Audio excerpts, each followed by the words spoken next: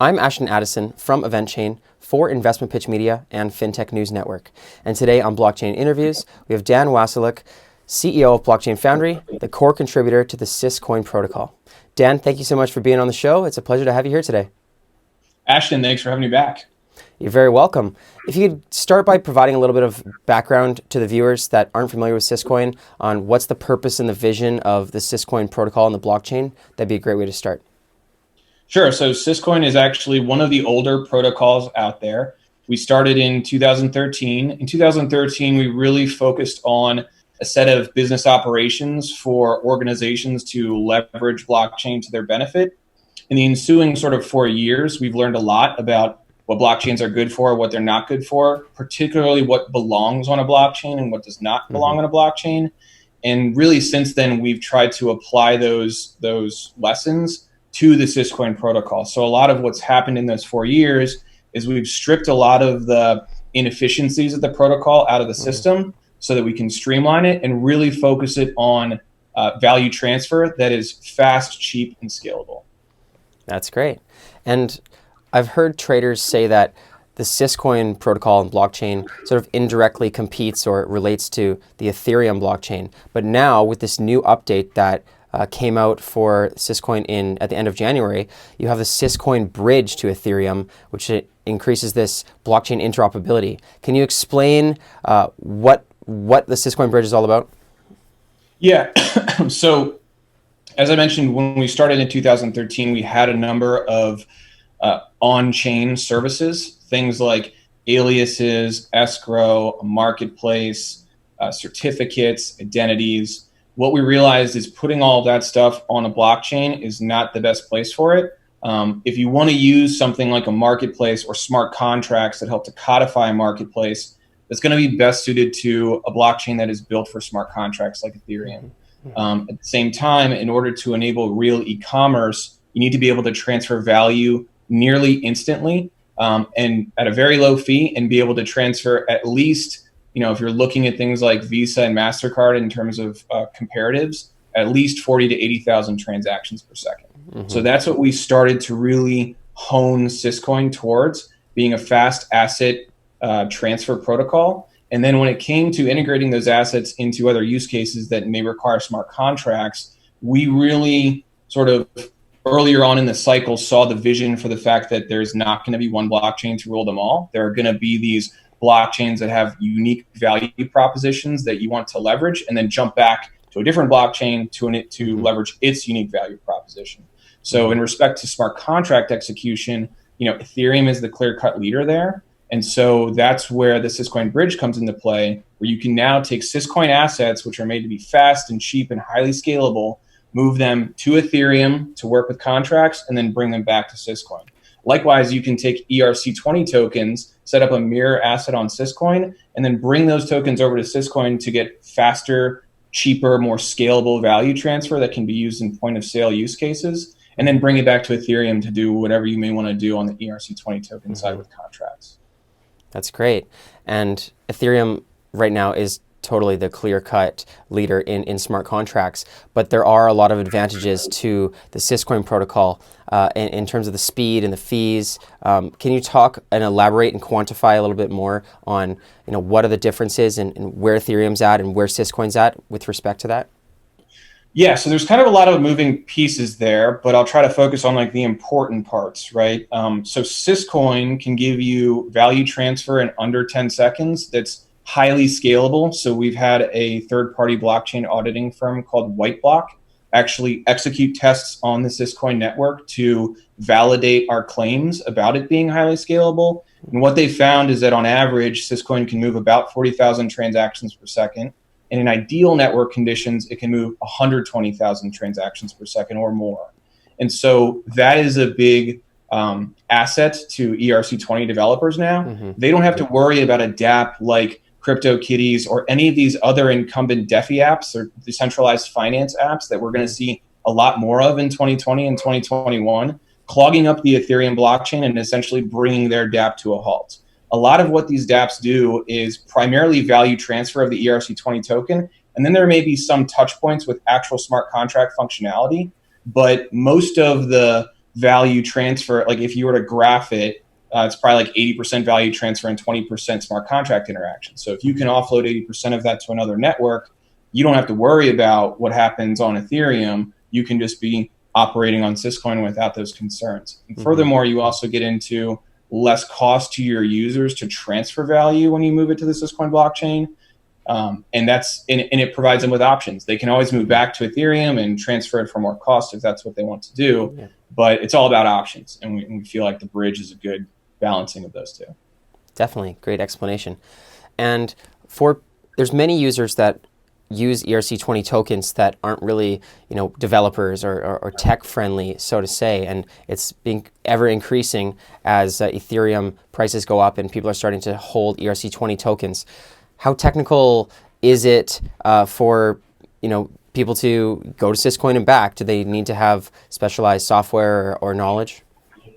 So right now, using the Syscoin Bridge is as user-friendly as it can get with a truly decentralized deployment, right? A lot of the challenges that people have in the blockchain development space is making decentralization convenient.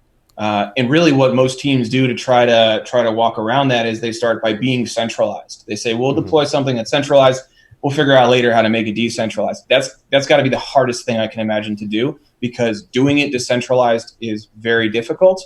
And starting from a centralized place and saying we'll figure out decentralization is an uphill climb, to be frank. And so we have a little bit of a different approach at Blockchain Foundry in the way that we contribute to Syscoin. We try to start fully decentralized. And from there, layer on things that provide those user conveniences to make it easier to use. So right now we're at that very foundational stage, right, where still very bare metal, got to know how to interact with smart contracts, be comfortable with MetaMask, all that kind of stuff to use the bridge. There's also a bit of a delay moving back and forth from Syscoin to Ethereum and back.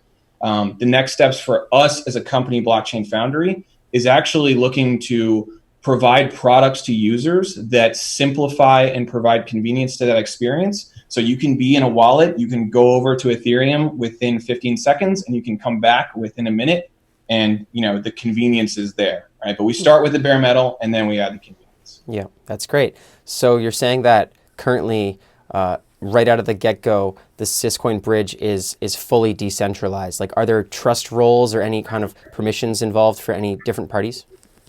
It is fully decentralized, but there is a bit of a trust role in how the bridge is secured. The bridge is secured by a series of agents, and agents can either have a role as a submitter or as a challenger. And basically what submitters do is they help to secure the blockchain data that allows for the interoperability between these two chains. And agents will look for essentially bad data being submitted to the data store by the submitters. And if they see that there's conflicting data, they can challenge that data with what they know to be the truth from the Syscoin blockchain and have an opportunity to actually earn rewards for that little game that happens there. Okay, so there are agents and there's incentives for them to maintain trust in the network. Are there qualifications for who can become an agent?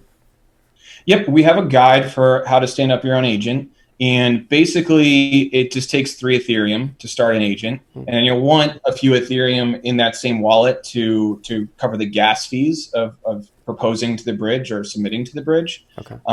But that's all it takes. It's 3 Ethereum. There can be as many agents as people want to stand up. Right now, I think we have 3 or 4 of them running, but that could grow. And the incentive mechanism is kind of twofold. As a submitting agent, you have the opportunity to earn fees for any blocks you submit to the Ethereum contracts that contain bridge transactions. So if you imagine a world where USDT is moving back and forth on the bridge pretty frequently, you can be earning fees for all of those movements if you're the one who submits the block.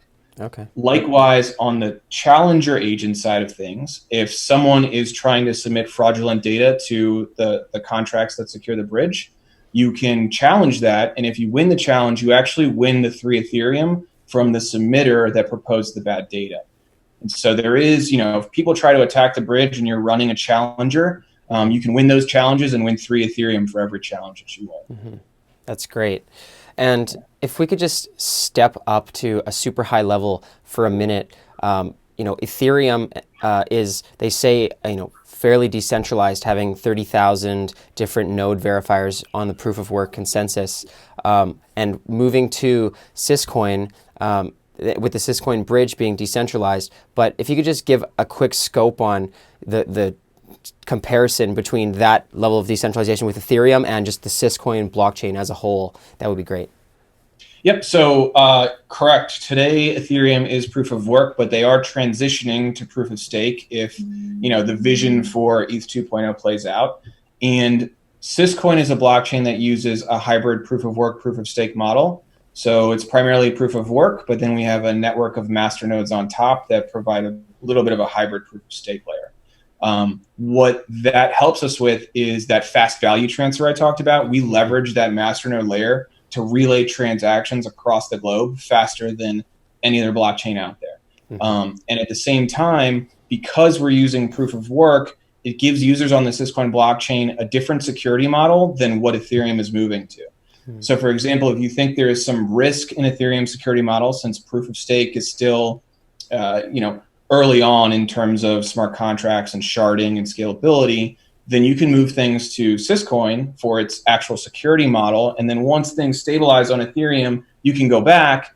And again, it comes back to options, right? What do users want in a security model that's securing their tokens? Some people are perfectly fine with proof of stake and say, let's see what happens. Some people would rather bring it over to proof of work until the proof of stake waves settle out and then start going back and forth again. Great. Well, thank you for that. And the next question is that now that the bridge has been released and it's in the market, people can use it.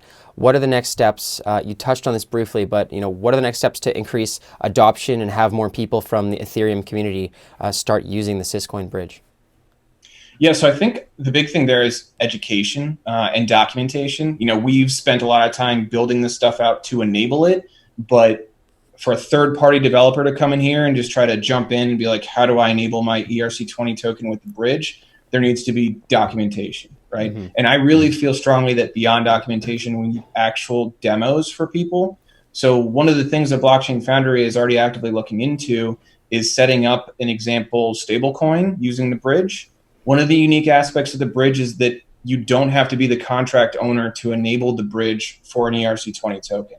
And so from that perspective, Blockchain Foundry has the opportunity to enable any of these existing ERC20 stablecoins like USDT or TUSD with the bridge, so we can demonstrate not only how much money you can save transactionally, but also how much faster transactions are and demonstrate the end-to-end process. And so as we get the documentation in place, as we get the demos in place, we are definitely looking to sort of Ethereum community influencers and developers to speak directly with them and help them understand the value this can bring to their project so that we can get them using the bridge firsthand. Definitely. Well, I'll look forward to seeing more of that documentation, and education is definitely key, especially when it comes to technical aspects and in blockchain. So the more the merrier, I believe, with that. And one last question. What was the hardest part or the most challenging part about figuring out how to connect to Ethereum and making this, live in the market? Well, we've been working on this for about 2 years, and we did have a bit of a head start from work that teams like TrueBit and Doge Ethereum have done around trying to bridge blockchains and stuff. No one had done it the way that we ended up finishing it all off.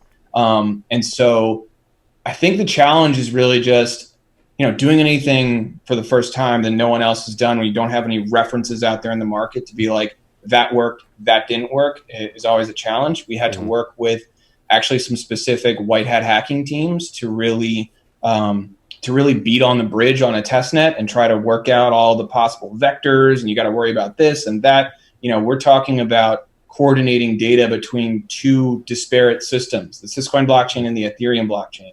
And that came with its own challenges. Then you've got the agents and the game they play. So there's just a lot of levels to it, and doing it the way we did, where it's entirely trustless, and the part of how the bridge operates is essentially using cryptographic proofs from Syscoin to enable tokens on Ethereum, and using cryptographic proofs from Ethereum to enable tokens on Syscoin. It's a bit of an extension of SPV proofs for viewers who may be familiar with that. Simple payment verification is what SPV stands for. And so really combining all those pieces to get to the end goal that we wanted in a decentralized way and being confident that what we had created was secure was probably the hardest part. But I feel really good about it given the amount of testing that's gone into it and the way that we've set it up for fail safes in case there are new discoveries that come up there. I'm pretty happy about. And I think that there are some interesting things that the bridge introduces to the market in terms of just, this has never been possible before. So what does moving a token from one blockchain to another and back mean for the wider ecosystem? Because there's nothing like this. I think that's really what we're going to learn in 2020. Well, that's great. And congratulations, because the hard work has paid off. 2 years in, you have finally released the Syscoin Bridge. It's live right now. People can start using it. If the viewers are looking to learn more information about it or start using it, what are the next steps for them and how can they learn more? So I think probably the best place to start is syscoin.readme.io. If you click on guides there, you'll see a whole bunch of guides on both how to use the Syscoin Bridge and